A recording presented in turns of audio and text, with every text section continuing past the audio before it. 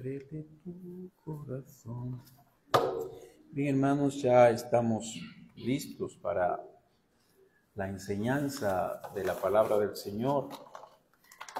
Precisamente la semana que viene la gente celebra la Semana Santa. Vi un escrito por ahí que anda: Dios no pide de ti una Semana Santa, sino una vida santa. Entonces coincide porque todo lo que estamos mirando sucedió el viernes. Viene siendo lo que ellos celebran el viernes que viene. Nosotros vamos a estar allá en el campamento mientras están celebrando. Nosotros vamos a estar allá con la ayuda del Señor. Vayamos a Marcos capítulo 15. Marcos capítulo 15.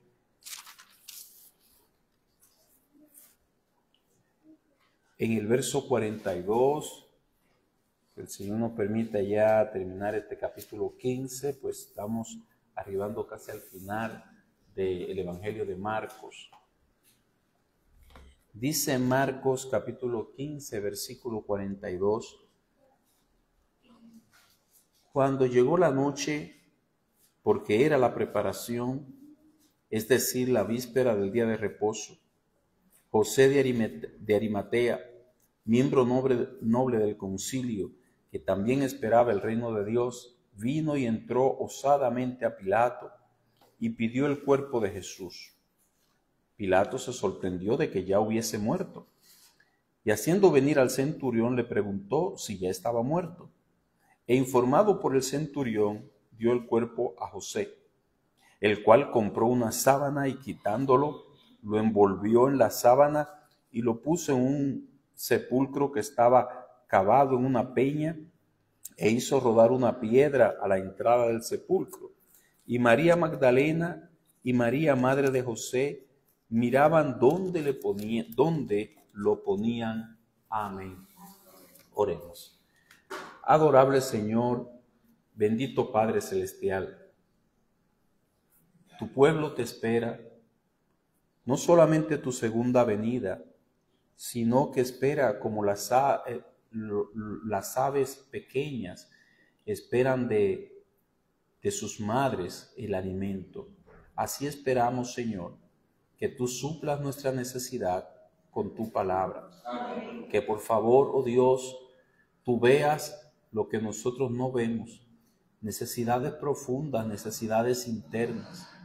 Si en algún momento de ti nos hemos apartado, nos hemos desviado, si en algún momento, oh Dios, hemos acariciado algún pecado secreto, oculto, que tu palabra traiga todas estas cosas a la cruz para encontrar perdón y volver a ti, Señor. Amén. En Jesús te pido. Amén. Cristo sepultado, que recuerde yo nunca había predicado acerca de la sepultura del Señor Jesucristo, de Cristo en la cruz. Y recuerdo que hace muchos años el Señor conmovió mi corazón con todos los eventos que acontecieron mientras Él estaba crucificado. La semana pasada hicimos un resumen, lo vimos todo de una manera bien breve, pero quedó mucho. Hemos leído el capítulo 15, ya la parte final, el versículo 47, 42 hasta el 47. Aquí nosotros encontramos detalles acerca de la sepultura que le dieron al Señor Jesucristo. Pero antes de llegar ahí, yo quiero introducir diciendo lo siguiente. Hermanos, la muerte del Señor Jesucristo es uno de los pilares del Evangelio. No solo la muerte, sino junto con la sepultura y la resurrección. Esos tres elementos son las columnas del Evangelio. Sin lugar a dudas, esta es la razón por la que los 4 evangelistas se han esmerado en darnos detalles acerca de la muerte y sepultura del Señor Jesucristo. Todavía no llegamos a la resurrección. Si no tenemos detalles, si los evangelistas no se hubieran ocupado en darnos detalles claros que evidencien que la muerte del Señor Jesucristo fue real, que Él murió, que no fue un desmayo, que Él murió, que no fue un ataque de epilepsia, sino que Él murió. Si no nos dieran detalle de esto, de la sepultura y de la resurrección, esto daría oportunidad a aquellos que son contrarios, a aquellos que se oponen al Evangelio, a atacar, a desacreditar la fe en Cristo.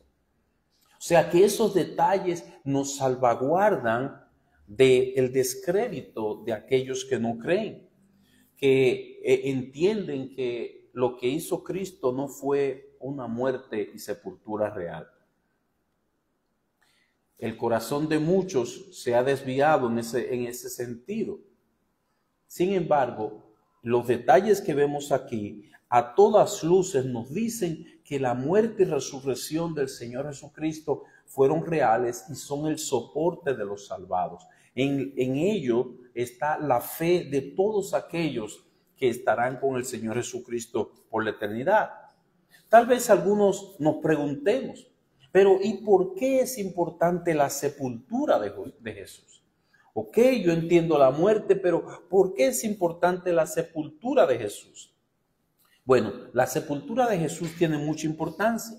Recordemos que cuando el apóstol Pablo dio un resumen de lo que es el Evangelio, él dijo lo siguiente a los corintios: Cristo murió por nuestros pecados conforme a las Escrituras y fue sepultado y resucitó al tercer día conforme a las Escrituras. Primera a los Corintios capítulo 15, los versículos 3 al 4. Cristo no solo murió, sino que también fue sepultado, sino que también resucitó al tercer día. Ahí está el resumen, ahí está la síntesis de lo que es el Evangelio. ¿Por qué hizo el apóstol esta mención especial de la sepultura?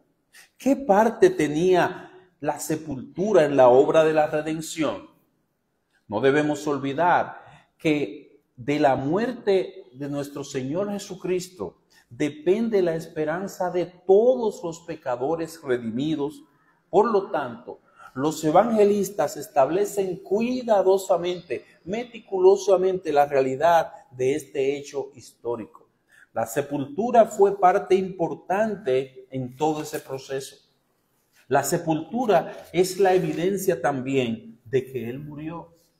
Si no hubiese sido encontrado el cuerpo por haber sido echado en una fosa común, no podría haber evidencia de que fue Él que resucitó. Pero gracias al Señor, que en su soberanía Él permitió que tuviéramos el detalle de que el Señor Jesucristo no solamente murió, sino que fue colocado en un sepulcro. Antiguamente, las personas que morían por crucifixión las sepultaban en una fosa común. No había dolientes para esas personas. Eran personas rechazadas por la sociedad por ser muy delincuentes, vamos a decirlo así.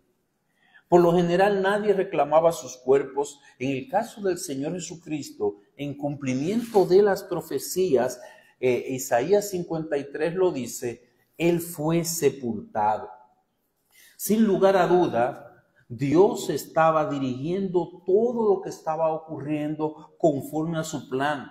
Podemos imaginarnos que lo que había ocurrido en aquel entonces, si el cuerpo del Señor Jesucristo no apareciera por haber estado en una fosa común. En este caso habría sido imposible verificar su resurrección. En una fosa común nadie sabe quién es quién. La descomposición impide que se puedan identificar los cuerpos, pero Él fue colocado en una tumba y luego fue hallada la tumba vacía. Esa tumba vacía servía como una evidencia clara de que Él había resucitado.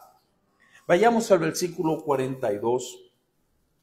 Dice el verso 42, cuando llegó la noche, porque era la preparación, es decir, la víspera del día de reposo.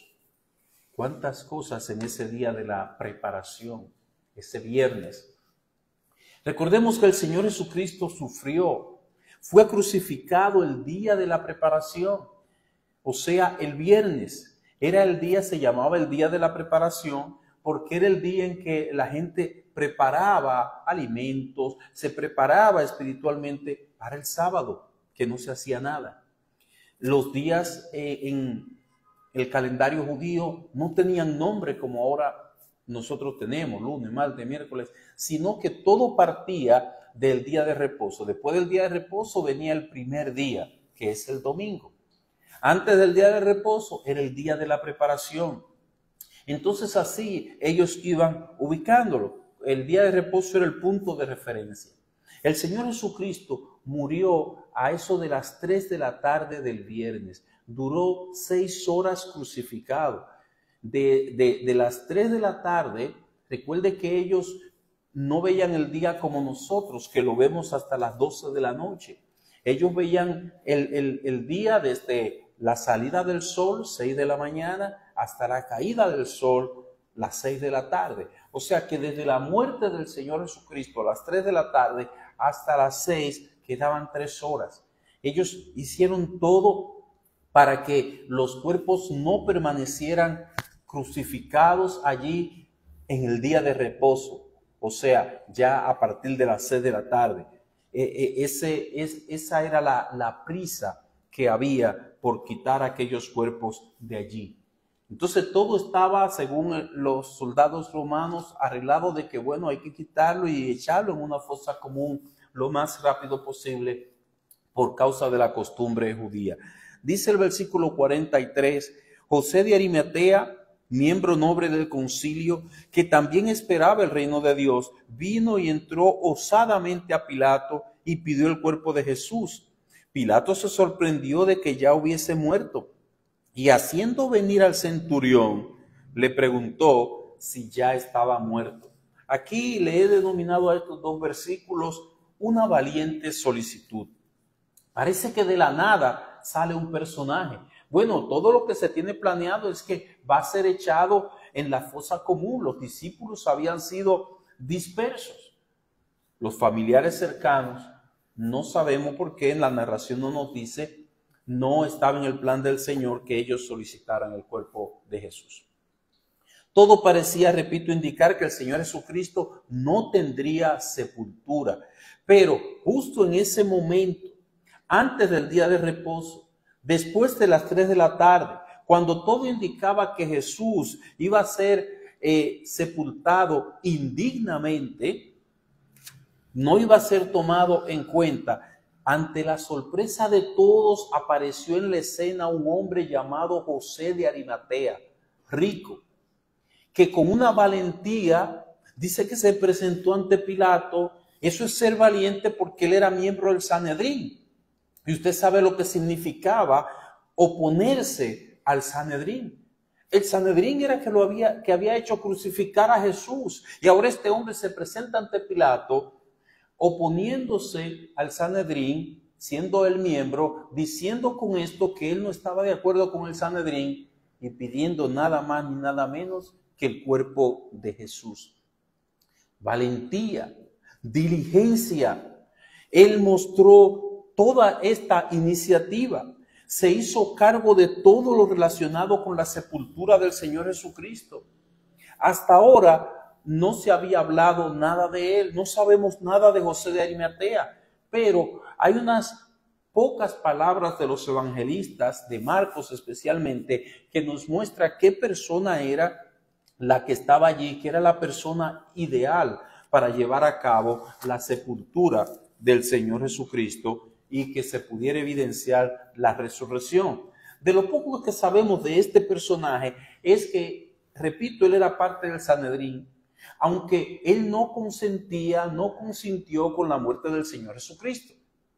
Dice Marcos que él esperaba el reino de Dios. Dice Mateo que había sido discípulo de Jesús. Mateo capítulo 27, versículo 57. Dice el evangelista Lucas, hablando de José de Arimatea, que no habían consentido en el acuerdo ni en los hechos de ellos. Lucas capítulo 23, versículo 51. Por último, dice Juan de este José que era discípulo de Jesús, pero secretamente por miedo a los judíos. Juan capítulo 19, versículo 38. Él era hasta ese momento un cristiano de la secreta. No le estoy diciendo que se hagan cristianos de la secreta, pero allí demostró que era un verdadero cristiano cuando él se presentó valientemente a pedir el cuerpo del Señor Jesucristo. Esto es todo lo que sabemos de José de Arimatea, que en calidad de miembro del Sanedrín entra donde Pilato, solicita el cuerpo y él es atendido como miembro del Sanedrín de una manera especial. Siendo miembro del Sanedrín, él podía hacer una solicitud formal como esta ante Pilato y ser atendido con rapidez. Algo muy importante, dado que quedaba poco tiempo, eran 3 horas, era esta solicitud. Pero en segundo lugar, y más importante aún, él disponía de un sepulcro nuevo, muy cerca de donde había sido Cristo crucificado. Y esto permitía que fuera llevado el cuerpo del Señor a la sepultura con mucha rapidez. Veamos cómo Juan explica los detalles de esta maravillosa providencia. Dice Juan, estamos uniendo los evangelios. Juan capítulo 19, versículo 41. Dice Juan capítulo 19,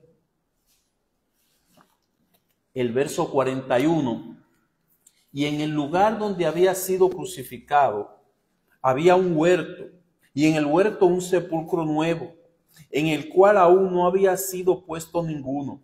Allí pues, por causa de la preparación de la Pascua de los judíos, y porque aquel sepulcro estaba cerca, pusieron a Jesús. Mis hermanos, el Señor tiene siervos que nosotros no conocemos, que salen de la nada, que nos dejarán sorprendidos.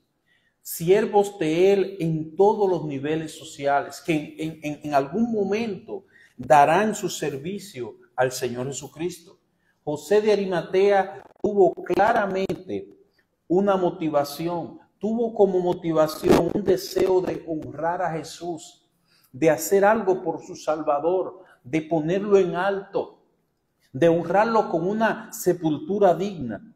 Él quería verlo sepultado de una manera adecuada y que no fuera lanzado a una fosa común.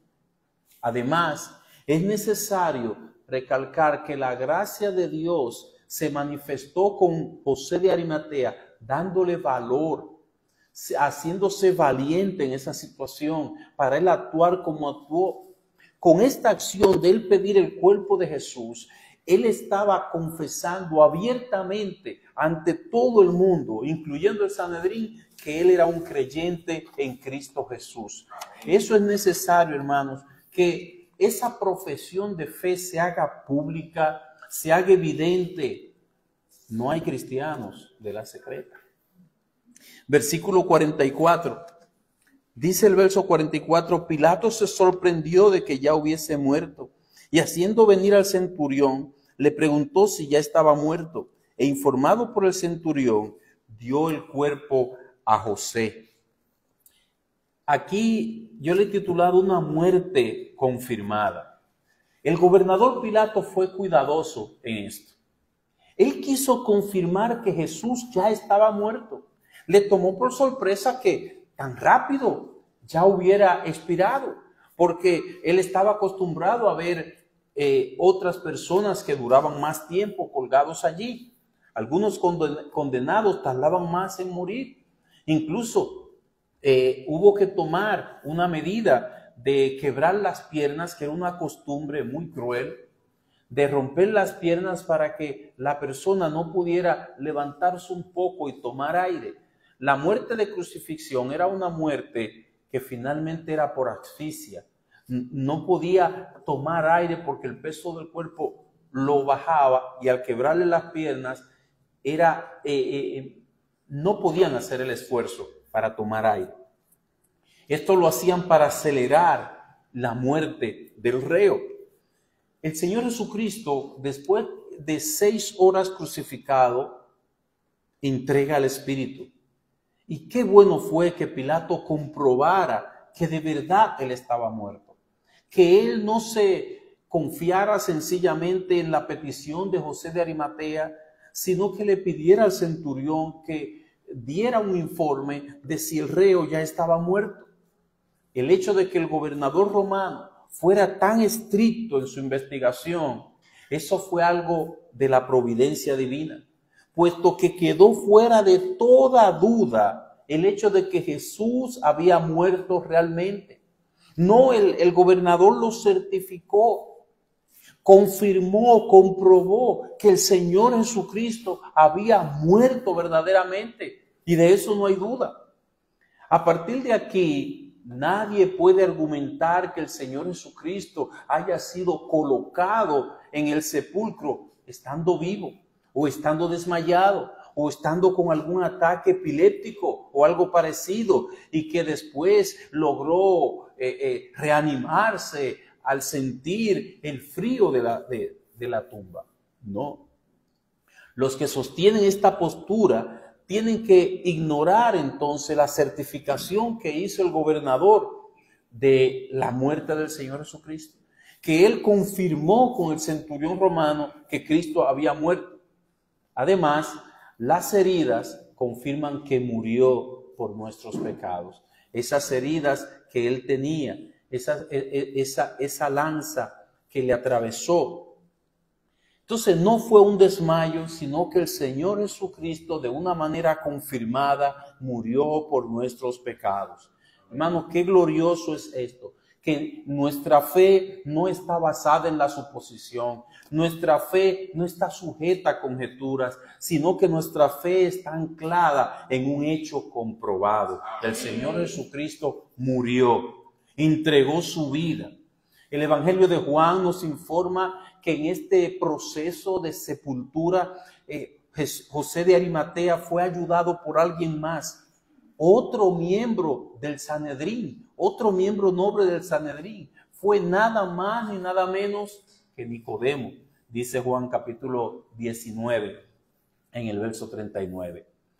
Allí el sepulcro era de José de Arimatea y Nicodemo aportó las hierbas aromáticas que era costumbre de colocarle en el cuerpo de la persona fallecida.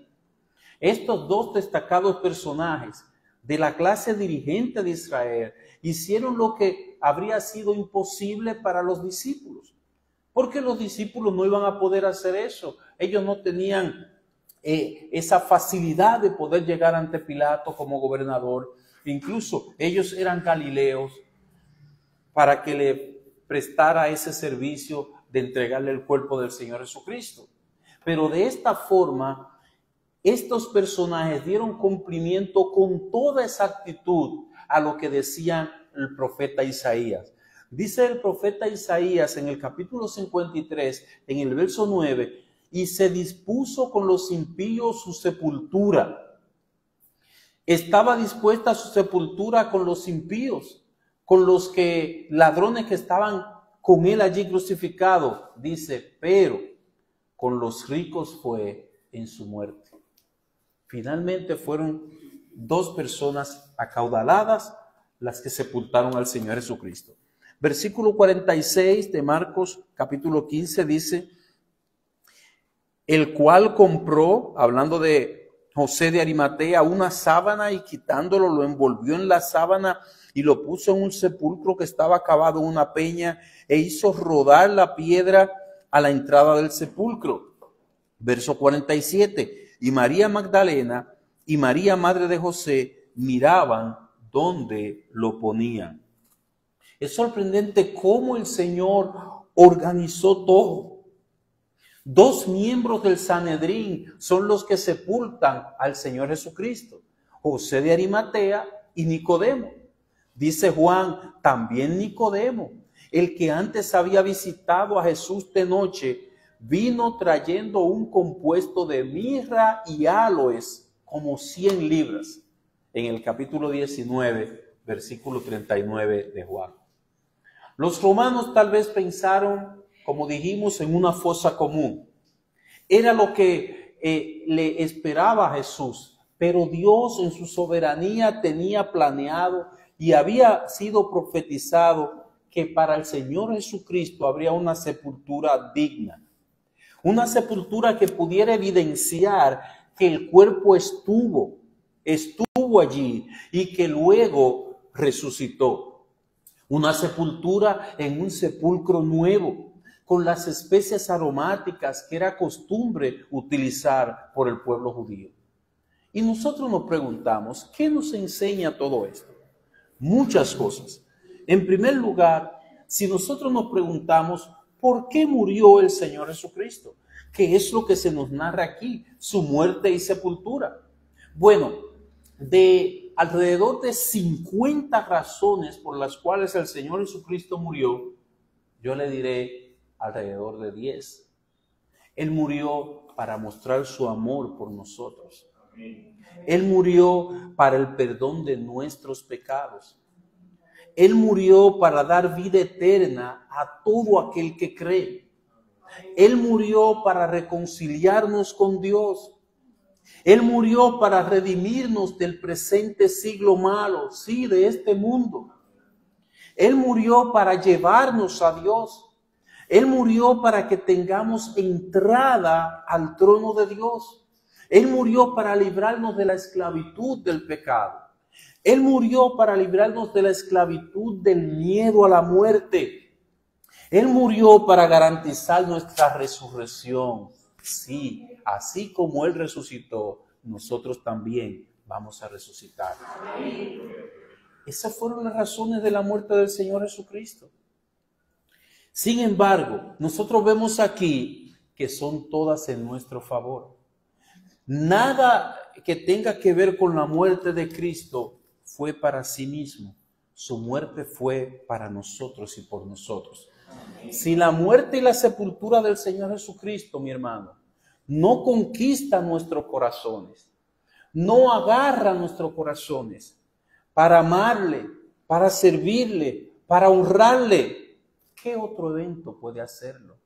¿Qué otra cosa puede hacer Cristo para ganar el corazón de una persona como tú o como yo? El sacrificio de Cristo es lo más alto, es lo más sublime, es el sacrificio mayor, valga la repetición, que alguien puede hacer para conquistar un corazón humano.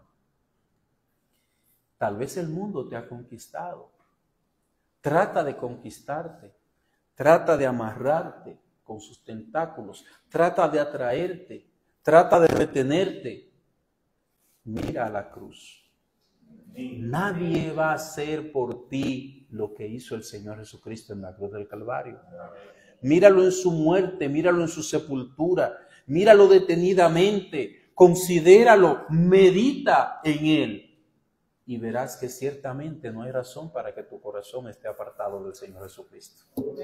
No hay razón para que tu corazón ame otras cosas que no sea Cristo. No hay razón para que el dinero, los placeres, la vanidad de este mundo robe tu corazón. Tu corazón debía de ser solo para el Señor Jesucristo. Mi amigo, si la muerte de Jesús no te atrae a salvación, no llama tu atención, no hace vibrar tu corazón, no te hace ver tu necesidad, ¿qué lo hará? ¿Qué entonces lo hará? ¿Qué tendrá que hacer Cristo para llamarte a salvación, para decirte, para hablarte de que Él en amor se ha entregado para que tú puedas tener salvación en Él? ¿Qué tendrá Él que hacer? Solo la muerte del Señor Jesucristo satisfizo, cumplió con la justicia de Dios de una manera completa. Solo Jesús fue capaz de morir de esa manera para que tú tuvieras oportunidad de salvación. Sí, hoy esta es tu oportunidad. Si miras con fe la cruz del Señor Jesucristo, tú puedes ser salvo. Por eso Cristo murió, para que tú no tengas que ser condenado para siempre, sino que haya una puerta de salvación para ti. Cuán bueno es el Señor, cuán misericordioso es. El Señor Jesucristo no fue lanzado, repito, a una fosa común, sino que recibió todo el trato digno que merecía su causa. Él fue atendido de esa manera y todo con miras a ti, con miras a tu salvación. La providencia de Dios actuó de una manera muy misteriosa. Nosotros no lo entendemos, pero una cosa sabemos, y es que en su providencia Él permitió que todos los detalles de su muerte y de su resurrección estuvieran total y completamente claros.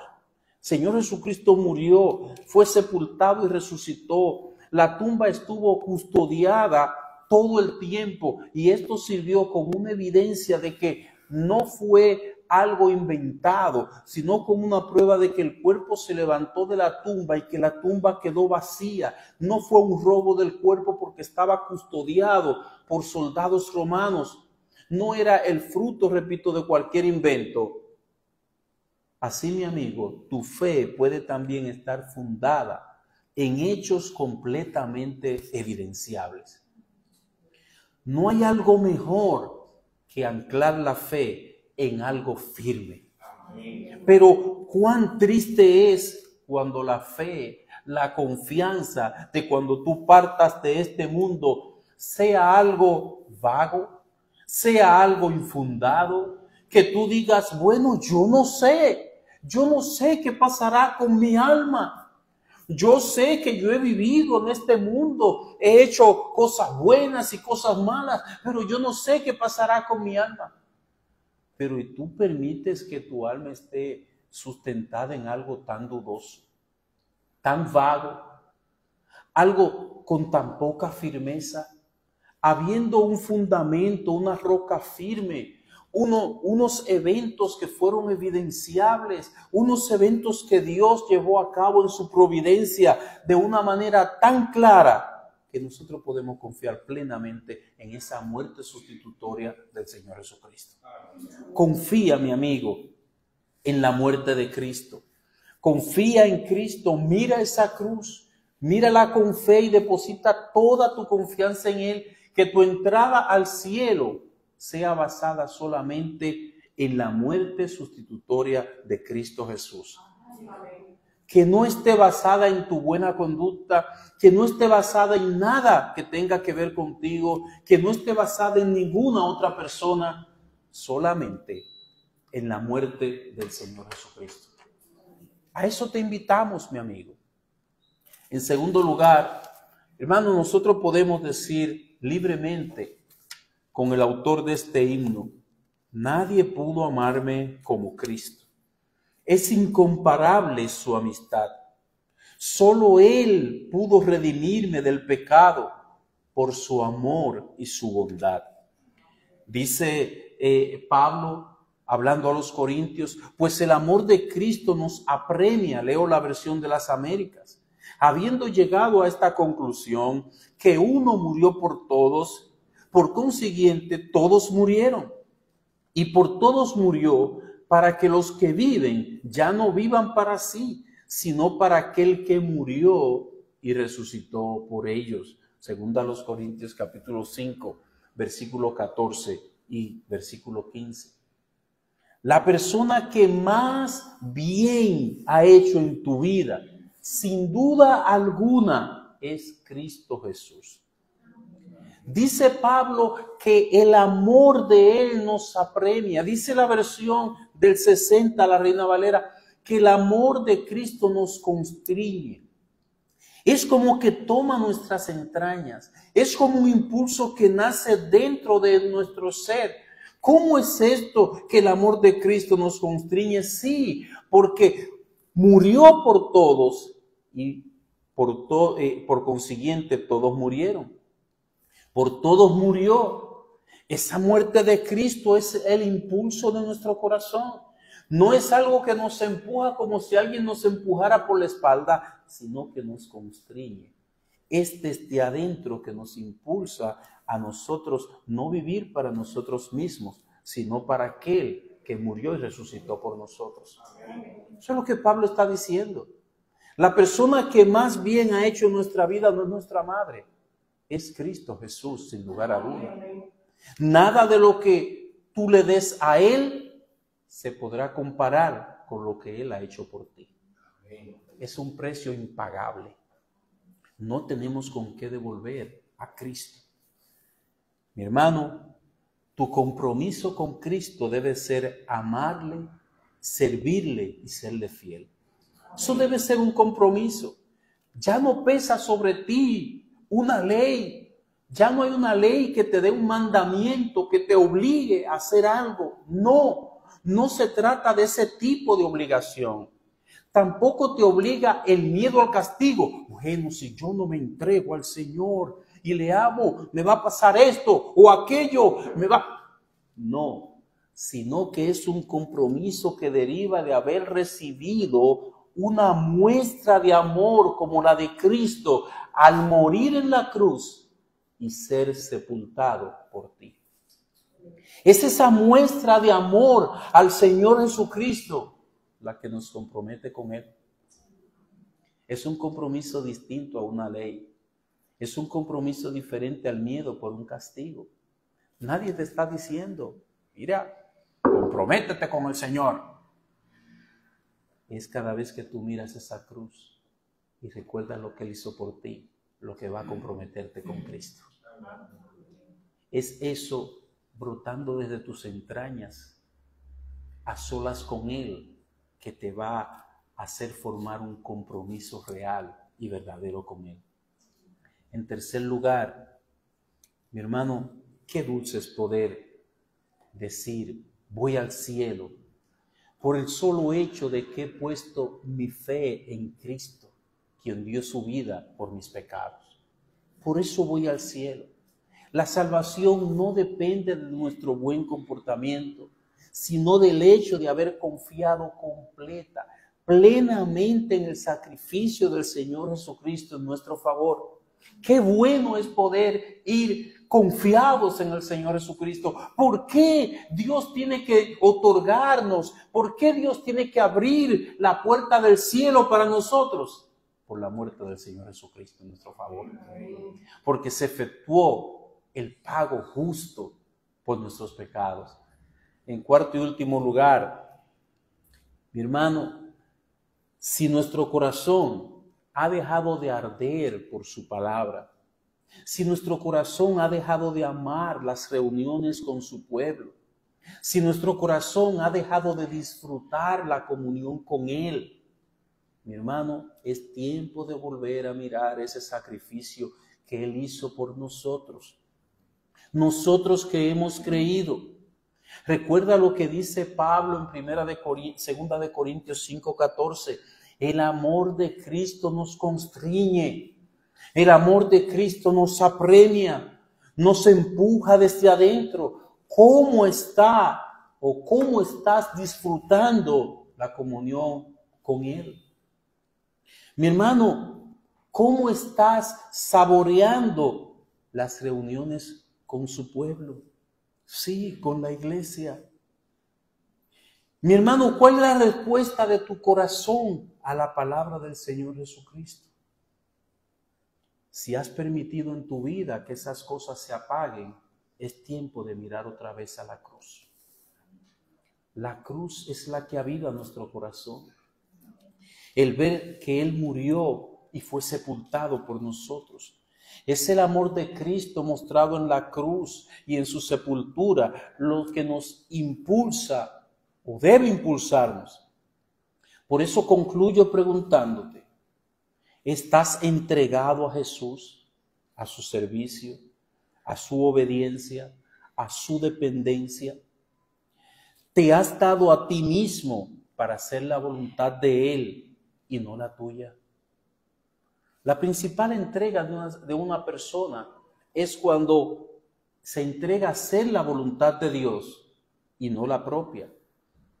Por último te pregunto, mi hermano, ¿qué tan identificado estás con su causa, su obra, sus asuntos, los negocios de Él aquí en la tierra? Tal vez estás un poco alejado, Tal vez no quieres involucrarte demasiado. Tal vez tienes otras cosas en que ocuparte y piensas como Faraón que los asuntos del Señor es para aquellos que no tienen ya más nada que hacer. Te hace falta mirar la cruz de Cristo. Tus ojos están mirando este mundo. Tú tienes que ver a Cristo en la cruz, ver el amor que Él mostró, y eso motivará, avivará tu corazón. Vamos a orar.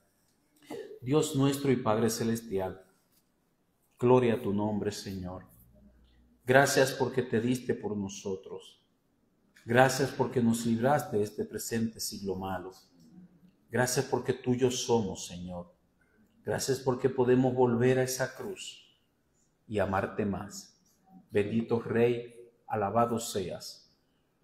Aviva nuestros corazones, que podamos amarte más, que podamos servirte más, que podamos entregarnos más a ti, para tu gloria y para tu honor.